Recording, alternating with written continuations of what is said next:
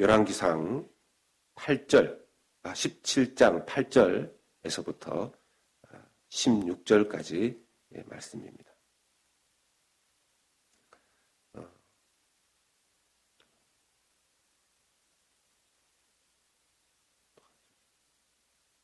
제가 가진 구약 성경으로 544페이지에 있습니다. 다 찾으신 줄로 알고 열왕기상 17장 8절에서부터 16절까지의 말씀 한 절씩 저와 여러분이 교독하고 마지막 16절은 다 같이 읽도록 하겠습니다. 여호와의 말씀이 엘리야에게 임하여 이르시되 너는 일어나 시돈에 속한 사르밧으로 가서 거기 머물라. 내가 그곳 과부에게 명령하여 내게 음식을 주게 하였느니라. 그가 일어나 사르밧으로 가서 성문에 이를 때 한 과부가 그곳에서 나뭇가지를 줍는지라.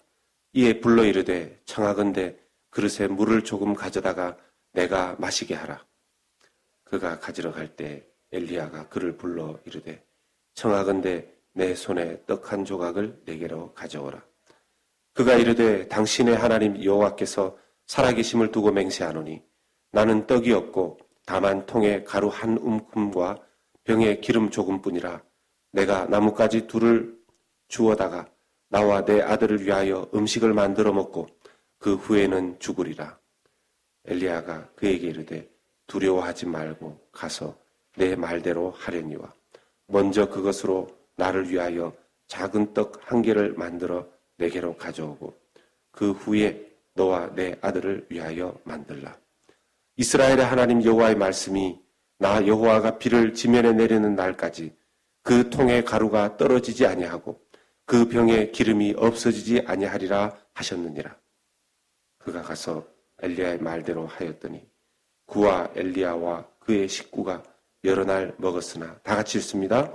여호와께서 엘리야를 통하여 하신 말씀같이 통에 가루가 떨어지지 아니하고 병에 기름이 없어지지 아니하리라. 아멘. 하나님께서는 어떤 사람을 축복하시고 어떤 사람을 사용하실까요? 어떤 사람의 인생을 하나님께서 그 사람의 인생과 삶을 기뻐하실까요? 오늘 읽은 성경에 유명한 구약의 대선지자 엘리야가 등장을 합니다. 성경을 조금만 아는 사람은 엘리야를 모르는 사람은 없습니다. 엘리야는 큰 선지자입니다. 그래서 성경에서도 대선지자로 불려집니다. 그런데 이 엘리야가 어떻게 등장을 하는가를 살펴보면 그에 대한 배경 설명이 없습니다. 어찌 보면 처음부터 그가 유명했던 선지자라기보다는 무명에 가까웠던 그런 사람이었던 엘리야가 갑작스럽게 등장을 하는 것이죠. 하나님께서 이 엘리야라는 사람을 갑작스럽게 좀 사용하십니다. 하나님께서 왜 엘리야를 사용하시고 크게 사용하셨는지. 엘리야에게 갑자기 하나님께서 나타나셔서 말씀을 주시고 선지자로 부르셔서 사용하신 이유가 무엇인지 당장에는 알기가 어렵지만 엘리야가 그 이후에 어떻게 하나님을 따르고 어떻게 하나님을 섬겼는가를 보면 하나님께서 그래서 엘리야를 부르셨구나. 이런 이유로 엘리야를 사용하셨구나. 하나님께서 엘리야의 이런 성품을 보고 이런 신앙을 보고 엘리야를 대선지자로 세우셨구나 하는 것을 알 수가 있습니다.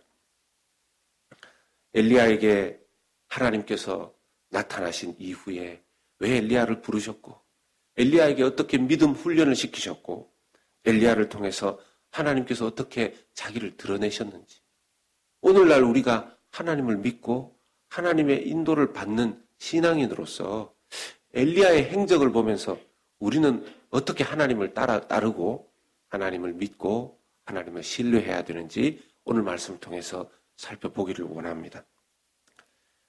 첫 번째로 우리가 살펴볼 것은 하나님께서는 말씀으로 사람을 부르신다는 것입니다.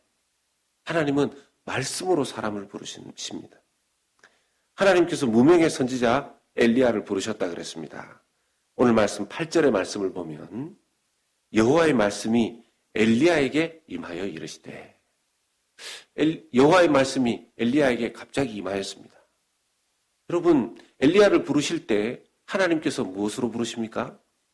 말씀으로 부르십니다. 말씀으로 부르십니다. 어떤 분들은 하나님께서 나를 부르실 때에도 직접 나타나셔서 말씀으로 딱 부르시면, 자고 있는데 갑자기 누구야 이러면서 자기를 딱 부르시면 얼마나 은혜가 되고 확신 가운데 하나님을 믿을 수 있을까, 그런 생각을 하시는 분들이 계십니다. 이 예수님께서 직접 이 땅에, 하나님이 직접 이 세상에 인간의 몸을 입고 예수님 오시지 않았습니까? 그 인간의 몸을 입고 오신 하나님, 아들 예수께서 그 하나님의 그 제자로서 하나님 제대로 믿게끔 제자들을 부르시잖아요. 그때 어떻게 부르십니까? 사람들을 이렇게 부르시면서 너는 나를 따르라. 너는 나를 따르라. 이렇게 부르십니다. 12제자들을 그렇게 부르셨고 120문도를 그렇게 부르셨습니다. 그러면 저는 하나님께서 그렇게 부르시지 않았는데요. 저는 예수님이 나타나서 저에게 너는 나를 따르라. 김 집사 너는 나를 따르라. 이렇게 부르시지 않았는데요. 예. 어떤 분들이 또 그렇게 말씀하실까봐 예수님께서 정확하게 내가 누구를 불렀는지 마태복음 28장 19절에 이렇게 말씀하십니다. 예수님의 말씀입니다.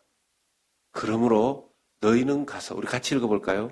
그러므로 너희는 가서 모든 민족을 제자로 삼아 아버지와 아들과 성령의 이름으로 세례를 베풀고. 아멘.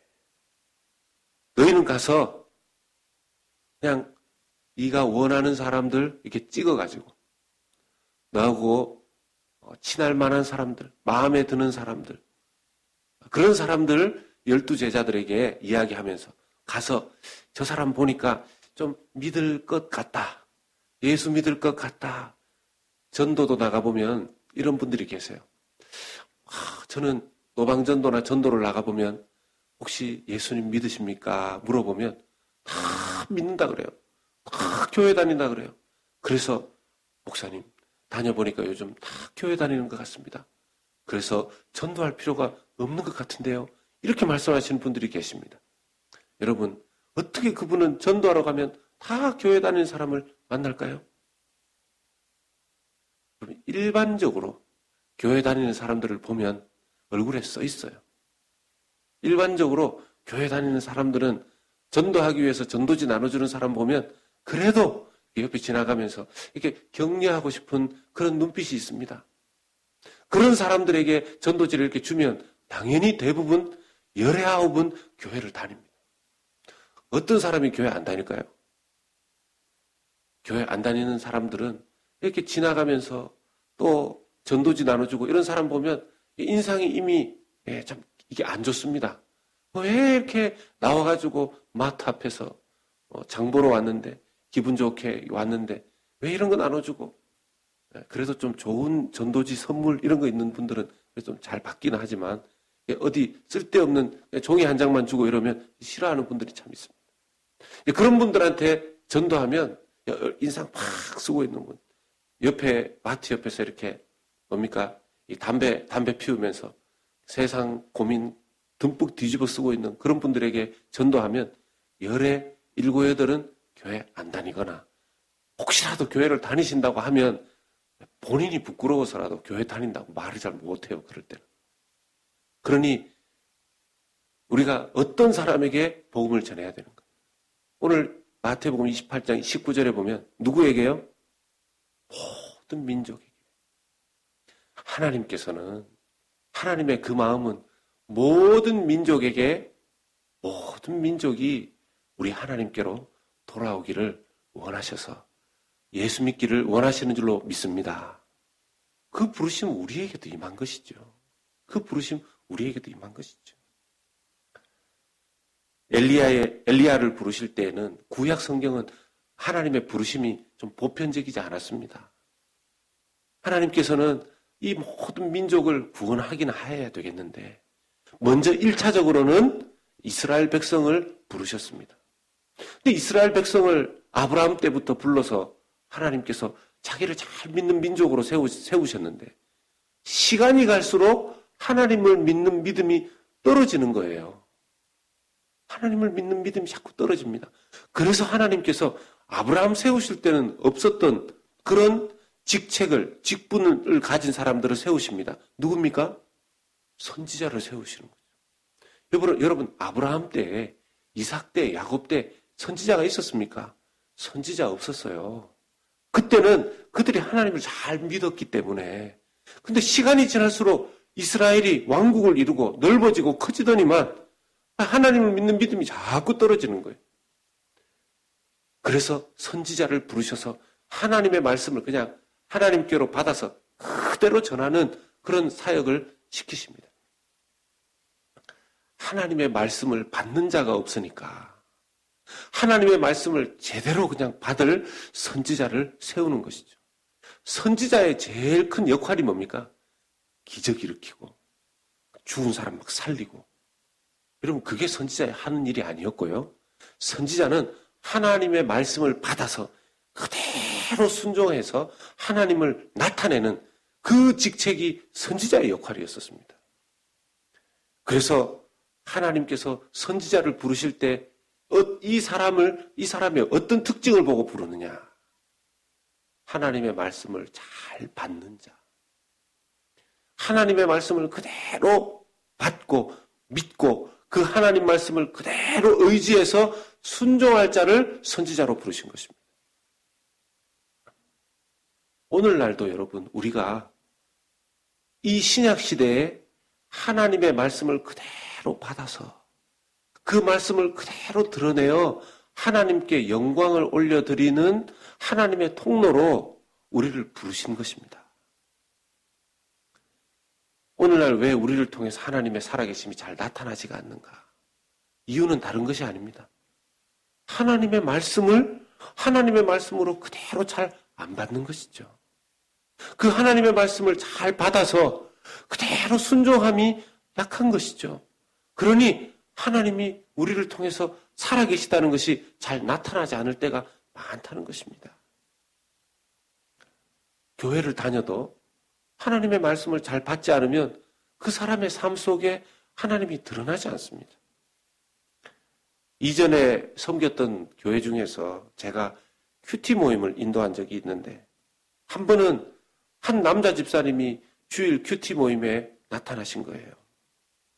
자신의 신앙생활이 뭔가 이래서는 안 된다. 그 생각을 하시고 주일 큐티반에 오신 거죠. 그 집사님이 다른 거 다 접고 큐티를 하나님 말씀을 계속 묵상하는 일에 집중하기 시작하셨습니다.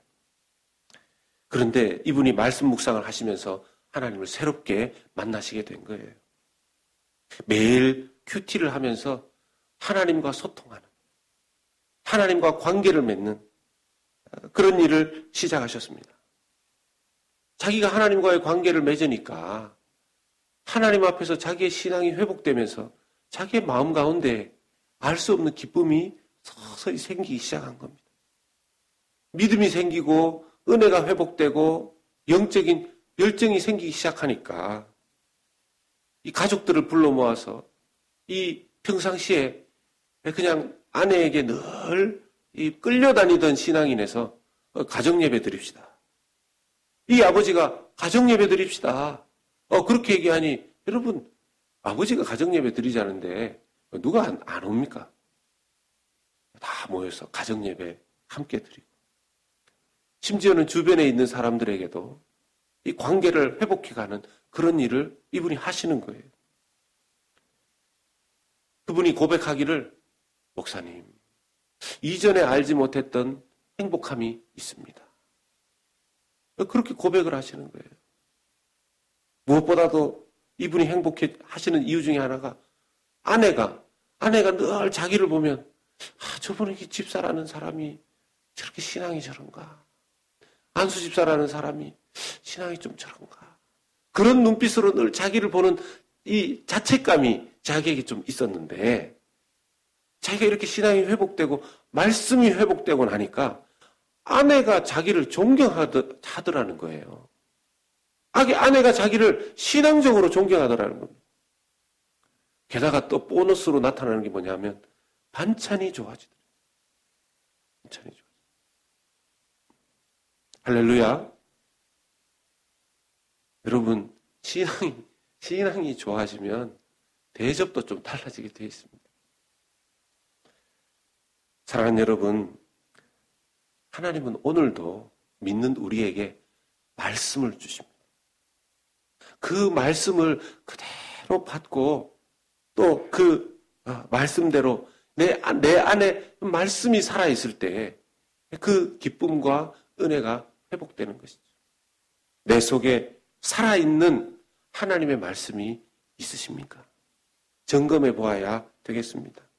두 번째는요, 하나님은 시련을 통해 우리를 믿음의 사람으로 만들어 가신다는 겁니다. 여러분, 우리가 믿음의 사람이 하루아침에 되는 게 아니에요. 선지자 엘리야가 하나님의 말씀이 임하여서 부름받았습니다. 부름받은 신앙, 믿음 신앙. 이번 부흥회 때 강사로 오신 백동조 목사님의 이 단계에 의하면 이게 이제 뿌리 신앙인 거죠. 참 이분이 구분을 잘 해놓으셨어요. 뿌리 신앙, 싹 신앙, 열매 신앙. 이렇게 되죠. 그 뿌리가 깊이 내려져야 됩니다. 믿음의 뿌리가 깊이 내려져야 됩니다. 이 믿음의 뿌리가 깊이 내려질수록 싹도 제대로 나고 열매는 자동으로 맺혀지는 것이죠. 그런데 이 뿌리가 깊이 내려지는 그 과정 가운데 필수적으로 하나님께서 사용하시는 것 중에 하나가 시련입니다. 여러분, 사막에 가면 사막에 유일하게 이 생겨나 있는 식물이 있습니다. 뭐죠? 선인장. 애리조나가 여러분 사막지대 아닙니까? 그 애리조나에 가시면 볼 수 있는 이게 뭡니까? 이렇게 선인장이 이렇게 손을 이렇게 하고 있습니다. 그 선인장이 여러분 사막에서 어떻게 살아남을까요? 그 사막에 하늘 쨍쨍 비도 잘 내리지 않는 그 사막에 선인장을 파보면요, 이 선인장 뿌리가 밑으로 물기가 조금이라도 있는 곳에 그 뿌리를 닿게 하기 위해서 얼마나 밑으로 뿌리를 깊게 내려 있는지 모릅니다. 선인장은 그렇게 해서 사는 거죠. 여러분, 이 세상에서 우리가 믿음의 사람으로 정말 성장하고 성숙하고 열매를 맺으려면 하나님의 말씀에 어떻게 해서든지 하나님과의 그 은혜의 관계에 하나님과의 살아있는 말씀에 그 기쁨이 사라지지 않도록 어떻게 해서든지 우리의 믿음의 뿌리가 주님께, 우리 예수님께 다 있어야 되는 줄로 믿습니다. 그게 약해지면요, 그냥 이 세상에 이 풍파에 뜨거운 이 햇볕처럼 여러 가지 어려운 일들 가운데 자꾸만 신앙이 쪼그라드는 것이죠. 하나님께서 오늘 말씀 9절에 보면, 9절 말씀에 보면, 우리 같이 읽어보겠습니다. 너는 일어나 시돈에 속한 사르밧으로 가서 거기 머물라. 이 상반절입니다. 너는 일어나 시돈에 속한 사르밧으로 가서 거기 머물라. 엘리야를 부르셔서 하나님께서 시돈 땅 사르밧으로 보냈어요. 여기에서 사르밧이라는 이 단어에 무슨 뜻이 있냐면 염색을 해서 물을 들인다.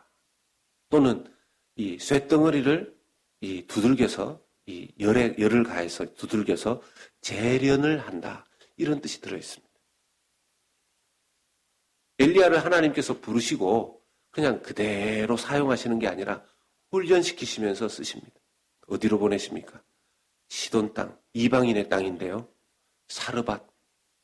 거기에 보내셔서 하나님께서 재련을 시키십니다. 하나님께서 우리를 시련 학교, 사르밧 학교에 우리를 보내십니다. 이 사르밧 학교를 지난 사람과 이 사르밧 학교를 지나지 않은 사람의 차이가 있어요. 옛날에도 좋은 이 농기구 그리고 좋은 무기는요, 재련을 아주 다른 그 농기구나 무기보다 몇 번을 더 합니다. 더 뜨거운 불에 집어넣고 망치질을 2배, 3배로 하고 또다시 집어넣었다가 또다시 망치질을 합니다. 그렇게 해서 아주 좋은 농기구가 나오고 명품 칼이 나오는 거죠. 어떨 때 하나님께서 나를 시련을 주실 때 생각하기를 또 내가 무슨 죄를 지어서 이렇게 생각하는 분들이 있고요. 또 한 분들은 하나님이 계시나 계시지 않는가. 내가 하나님 잘 믿으려고 하는데 왜 이런 시련이 나에게 오는가. 어떤 분들은 하나님이 왜 나만 미워하시는가. 이런 분들도 계세요. 그게 아니라 여러분 우리가 해석을 잘 해야 되죠. 여러분 신앙 내가 정말 은혜 받았다라는 그 뜻은요. 이제 사물을 바라보는 내 삶에 일어나는 것들에 대한 해석이 달라지는 것입니다. 시련이 올 때, 우리 주님께서 나를 시련 학교에 다시 한번 이 코스에 집어넣으시는구나. 내 신앙이 뭔가 또 약해졌나 보다. 내 신앙에 불순물이 슬쩍 끼어들었나 보다. 내 신앙이 무디어졌나 보다. 시련 학교를 통해서 다시 내 칼날을 세우고 시련 학교를 통해서 내 믿음을 더 다시 굳건하게 하고 강하게 하고 하려고 하나 보다. 이런 해석을 할 수 있어야 되는 것이죠. 하나님께서 엘리야 역시 이 시련 학교에 사르밧 학교에 보내셔서 믿음을 훈련시키십니다.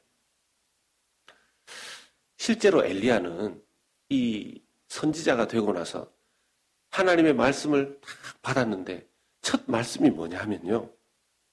이스라엘 백성들에게 비가 오지 않을 겁니다. 이 말씀을 받았습니다. 여러분, 설교자는요, 좋은 축복의 말씀만 하고 싶어요. 엘리야가 하나님의 말씀을 받아서 이스라엘 백성들에게 여러분, 하나님께서 여러분들을 너무 사랑하시고 그냥 이대로 쭉 사시면 됩니다. 이렇게 말하고 싶었을 거예요.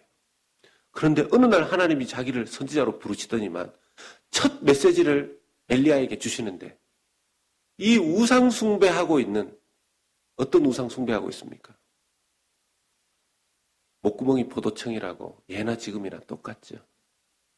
그때 그 이스라엘 백성들에게 제일 중요한 건 농사였었습니다. 농사. 그리고 그 농사를 짓기 위해서 제일 필요한 것이 비였었습니다. 이 비를 내리게 하는 신, 우상신.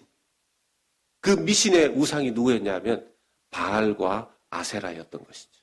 바알신. 그러니까 이 이스라엘 백성들이 가나안 땅에 들어와가지고 옛날부터 가나안 이 사람들이 섬겼던 바알신과 아세라신. 비오게 하는 신이에요. 비오게 하는 신. 비가 내려야지 농사가 되니까요.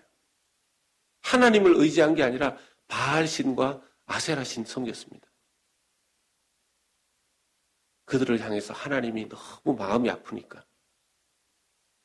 이 회개하지 않는 그들을 향해 엘리야를 통해 말씀을 주십니다. 어떤 말씀 주십니까? 이제 너희들이 바알과 아세라 열심히 섬기는데 비 안 올 거야. 비 안 올 거야. 이스라엘 백성들이 그 음성도 듣지도 못합니다. 그러니 엘리야를 통해서 그 말씀을 주죠. 너무너무 싫었지만 엘리야는 순종했습니다. 여러분, 하나님께서 비 안 온다고 얘기하셨습니다. 여러분들 회개할 때까지 비 안 온다고 하셨습니다. 이 말씀을 예언의 말씀으로 던져놓고 엘리야는 그 다음 말씀을 받았는데 뭡니까? 시돈 땅 사르밧 가서 너는 거기에서 또 믿음 훈련해라.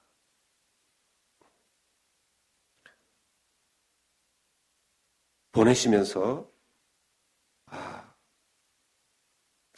네가 가게 되면 거기에서 한 과부로부터 음식을 제공받게 될 것이다. 이런 말씀을 주십니다. 그런데 누구를 통해서 음식을 제공받느냐 하면요. 가난한 과부였어요. 자식을 두고 있는 가난한 과부. 그 과부도 먹을 것이 없었어요. 그런데 9절의 말씀에 보면 하나님께서 그 과부에게 이미 말씀해 놓으신 것 같아요. 하나님 신이 갑자기 나타나서 그 과부에게 네가 누군가가 오면 그 사람에게 음식을 제공해라 하고 말씀을 하신 것 같아요.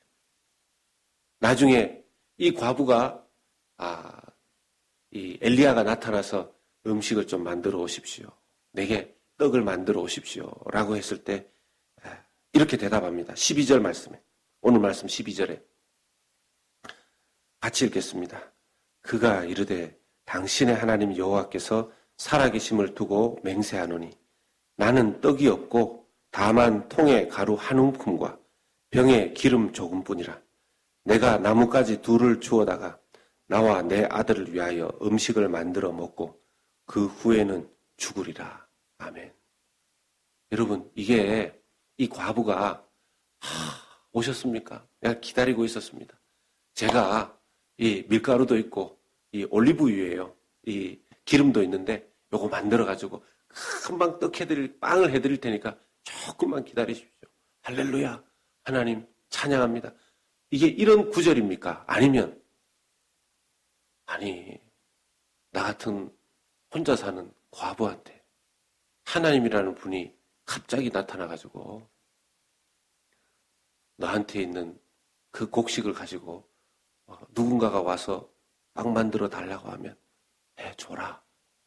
그런 뚱딴지 같은 신이 나타났었는데 언제 오실까 했더니만 이제 집에 있는 밀가루 다 떨어져서 마지막 이제 한 끼 먹고 딱 죽을 거.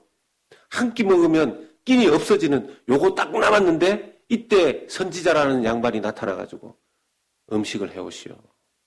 그러니까 해드리죠. 요거 딱 해서 드리고 저는 그냥 굶어서 딱 죽을게요. 아주 신경질 내면서 하는 말입니까? 어느 쪽입니까? 여러분 성경을 잘 들여다보면 이건요 그냥 절망한 거예요. 그냥 신경질이 나서 하는 거예요. 순종할 마음은 없는데 억지로 하는 거예요. 근데 여러분 재밌는 게 있어요. 억지로 순종하지 않습니까? 여러분 지금 따라오고 계시죠? 지금 열왕기상 17장 12절 말씀에 이 과부가 억지로 순종하는 거 맞죠? 네? 여러분 보시기에는 저게 기쁨으로 순종하는 것처럼 보이시지는 않죠? 저렇게 억지로 순종하는데 이것조차도 이 과부에게 신앙의 훈련이 됩니다. 사랑하는 여러분, 때로는요, 하나님의 말씀이 자기에게 이거 너무 하고 싶네요. 하나님 이걸 저한테 말씀하시니까 기쁨으로 순종하겠습니다. 아이고 어떻게 제 형편도 이렇게 어려운데 이걸 하라고 하십니까? 제 몸도 불편한데 이걸 하라고 하십니까? 아이고 해야지요. 이런 마음이 안 들더라도 남편을 사랑하라고 하고 아내를 사랑하라고 하고 남편을 딱 봐도 요즘 들어서 사랑할 구석이 더 안 보이고 아내를 바라봐도 요즘 들어서 왜 저러는지 더 그런 생각이 들어도 억지로라도 사랑해보자. 사랑하는 척이라도 해보자. 그럴 때 어떤 일이 생긴다는 겁니까? 하나님께서 그렇게 억지로 순종하고 순종하는 척을 해서라도 하나님께서 우리에게 은혜 베풀어 주시는 줄로 믿습니다. 해보십시오. 어떤 분들이 그러세요. 이번에 부흥회 하고 나서 어떤 분은 그냥 고민하던 어떤 분들 중에서는 그래, 하나님께서 나한테 도전하시는구나. 믿음을 위해서 한번 믿음의 성장을 위해서 하나님 뜻대로 살도록 한번 도전하시는구나. 결단하자. 이런 분이 있는가 하면 어떤 분들은 아직도 마음에 내키면 하죠. 네, 제가 그냥 올해 말까지 한번 기다려 보겠습니다. 내년부터 좀 상황이 풀리면 좀 해보겠습니다. 이런 분들이 계세요. 제가 여러분들한테 추가로 도전합니다. 딱 6개월만 한번 말씀대로 한번 테스트 해보십시오. 순종하는 테스트를 한번 해보십시오. 정말 말씀대로 되는지 안 되는지.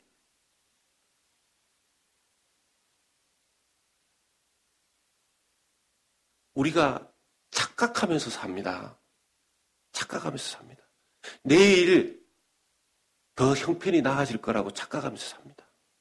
내일이면 내가 그런 마음을 먹을 것이라고 착각하면서 삽니다. 그래서 사실은 사르밧 시련 학교에 하나님 집어넣으신 거예요. C.S. 루이스라는 유명한 기독교 작가는 이렇게 얘기합니다. 고통은 인간으로 하여금 만사가 자기 마음대로 돌아간다는 착각에서 깨어나게 하는 영적인 유익이 있다. 고통은 인간으로 하여금 만사가 자기 마음대로 돌아간다는 착각에서 깨어나게 하는 영적인 유익이 있다는 거예요. 고통과 시련을 통해서 자기의 삶의 주인을 하나님께 다시 양도하는 사람들이 많습니다. 그 전까지는 자기가 붙들고 있다. 내 마음대로 되지 않는구나. 하나님께서 우리에게 주시려고 하는 것은 무엇입니까? 예레미야서 29장 11절 말씀을 보면 하나님께서 우리에게 주시려고 하는 것은 읽어봅시다. 여호와의 말씀이니라. 너희를 향한 나의 생각을 내가 아나니 평안이요 재앙이 아니니라. 너희에게 미래와 희망을 주는 것이니라. 아멘. 아멘. 이게 하나님의 마음입니다. 이게 하나님 마음입니다. 근데 우리는 어떻게 착각합니까? 하나님 그냥 내 형편도 모르시고 이런 것까지 하라고 그러시고 내 마음 내키면 할게요. 어떨 때 우리 신앙생활이 평생 사춘기예요. 제가 왜 이렇게 말씀드리냐면 사춘기에 있는 애들이 하여튼 부모 말 빼고는 다 들어요. 부모 말 빼고는 다 들은 것 같아요. 저희 집만 그렇습니까?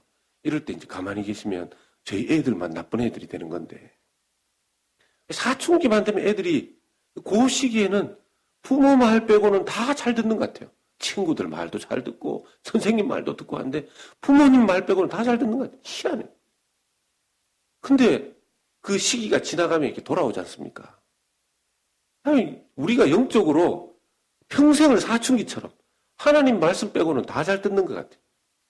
이웃 말씀도 잘 듣고 친구 말도 잘 듣고 세상 말도 잘 듣고 하면서 하나님 말씀 빼고는 다 잘 듣고 평생 사춘기. 그래서 5춘기, 6춘기, 7춘기 계속 가는 것 같아요. 그러다 하나님 만날 때까지 사춘기로 끝낼 수도 있습니다.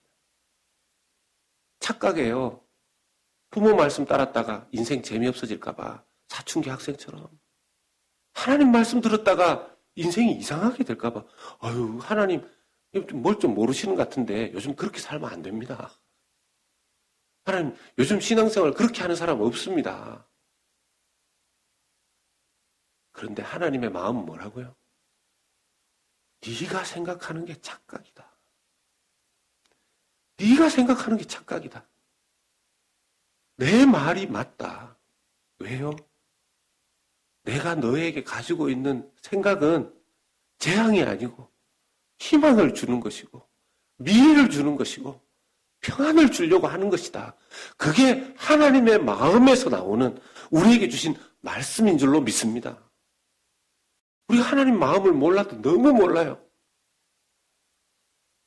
그래서 여러분 세 번째로는 모든 것은 하나님의 말씀대로 이루어지는 줄로 믿습니다. 하나님 말씀대로 다 이루어질 겁니다. 결국 어떤 일이 일어납니까? 16절 말씀 보겠습니다.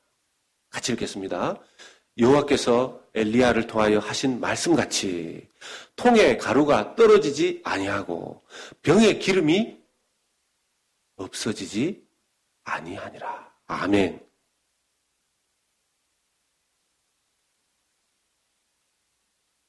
여러분,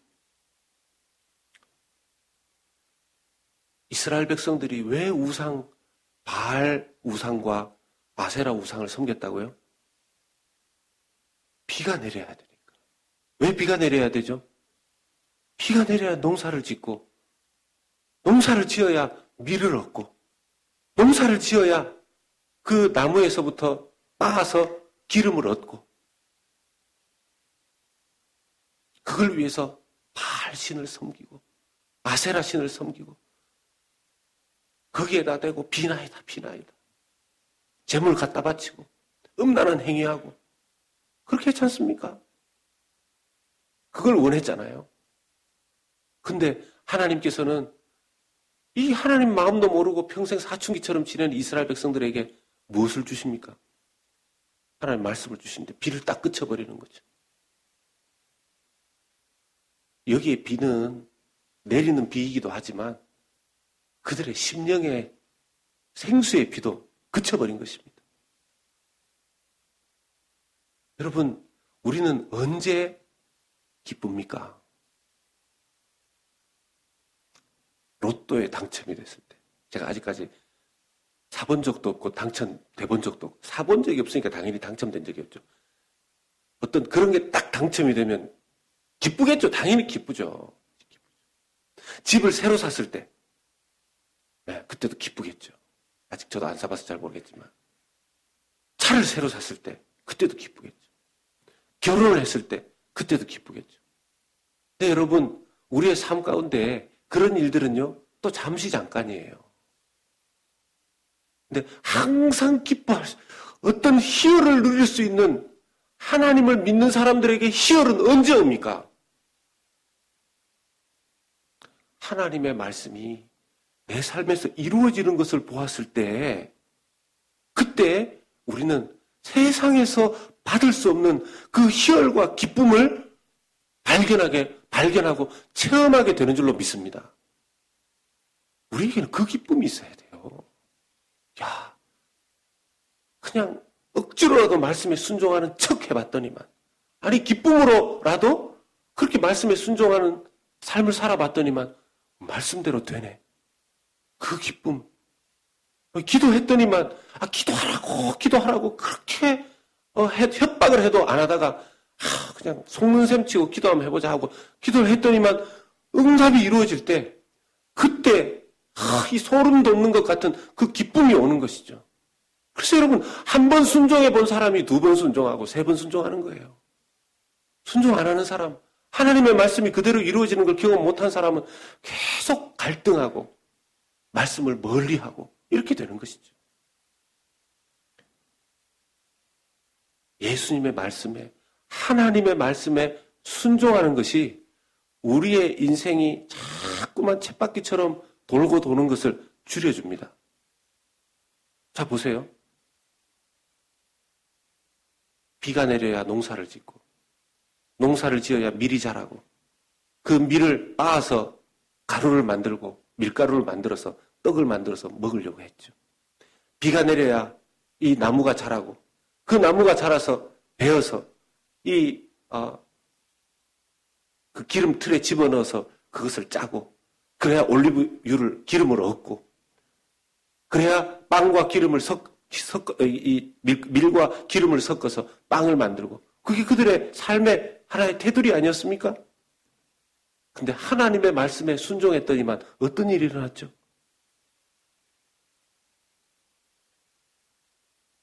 그냥 그 밀가루통에서는 비가 올 때까지 밀가루가 계속 밀이 떨어지지 않았어요. 가루가. 그 기름병에서는 기름이 비가 올 때까지 기름이 마르지 않았어요. 하나님의 말씀에 순종하는 것을 통해서 하나님께서 이스라엘 백성이 그렇게 얻기를 원하던 그것을 익스프레스로 주셨단 말입니다. 과정 다 생략하고 바로 주시더라는 것입니다. 이 일을 가장 모범되게 보여주신 분이 누굽니까? 예수 그리스도이시죠. 여러분 예수님 보세요. 예수님 3년밖에 공생에 하지 않았어요. 사역을 3년밖에 하지 않았습니다. 그런데 3년밖에 사역하지 않은 예수님을 통해서 이루어진 열매가요. 저와 여러분들이에요. 온 인류가 하나님의 말씀을 듣고 하나님께 돌아오고 하나님을 보고 여러분 우리는 우리 힘으로 뭘 막 해서 역사를 만들어내려고 하지만 하나님의 말씀에 순종할 때 우리의 삶에 그렇게 이루려고 했던 일들이 최단시간 지름길로 익스프레스로 이루어지는 것을 예수님이 보여주신 것입니다. 소위 말해서 허송세월. 나중에 주님 앞에 설 때 하나님 말씀에 순종했으면 다 이루었을 텐데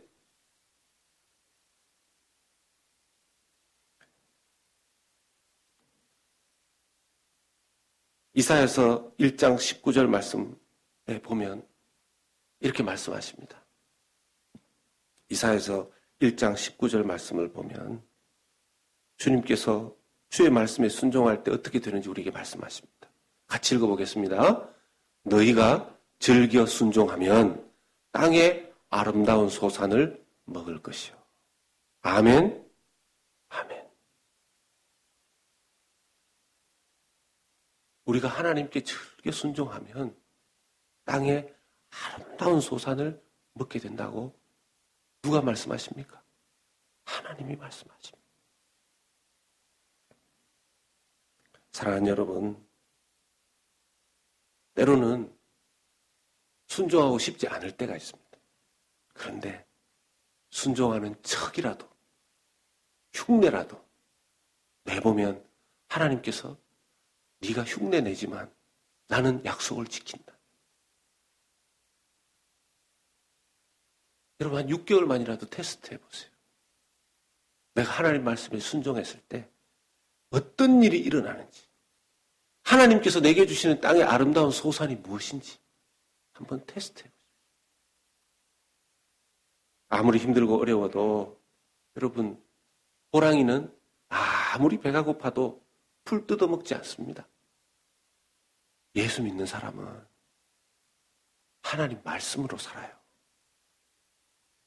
예수 믿는 사람은 세상에 다른 어떤 것 때문에 두려운 게 아니라 정신 차리고 보면 하나님 앞에서 두려운 거예요. 밥 굶는 것도 두려운 일 중에 하나지만 더 두려운 것은 그 밥 걱정을 하나님 앞에서 하고 있는 내 믿음이 요 정도밖에 안 되는 것 때문에 오히려 두려운 거예요. 지난주 우리가 부흥회를 했고 저는 그냥 이번 부흥회 때 했던 기도가 있습니다. 하나님, 부흥회로 끝나면 안 됩니다. 하나님, 부흥회로 끝나면 안 됩니다.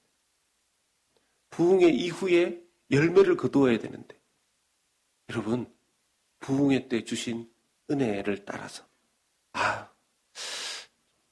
아직까지 그렇게 순종할 마음이 잘 안 생기는데요. 그렇더라도 딱 6개월만 한번 테스트 해보십시오. 테스트 해보십시오. 그대로 기도하고 말씀 앞에 순종하고 하면 우리의 삶에 어떤 아름다운 소산이 하나님께서 우리에게 주시는지 말입니다. 이번 한 주간 또 우리가 하나님 앞에 받은 은혜를 따라서 정말 마음에 한번 순종하시면서 하나님의 그 기적을 경험하는 그러한 성도님들 다 되시기를 예수님의 이름으로 간절히 부탁드리고 축복합니다. 아멘. 우리 합심해서 한번 기도하겠습니다.